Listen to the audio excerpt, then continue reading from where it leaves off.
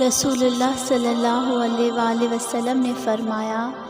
روزہ دوزخ سے بچنے کے لیے ایک ڈھال ہے،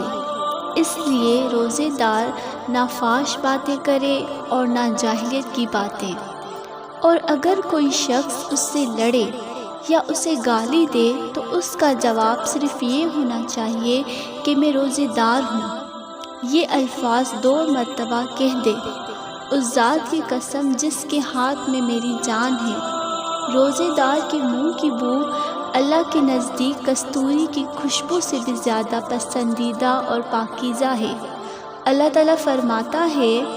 بندہ اپنا کھانا پینا اور اپنی شہوت میرے لیے چھوڑ دیتا ہے، روزہ میرے لیے ہے اور میں ہی اس کا بدلہ دوں گا، اور دوسری نیکیوں کا ثواب بھی اصل نیکی کے 10 گنا ہوتا ہے۔ سبحان اللہ۔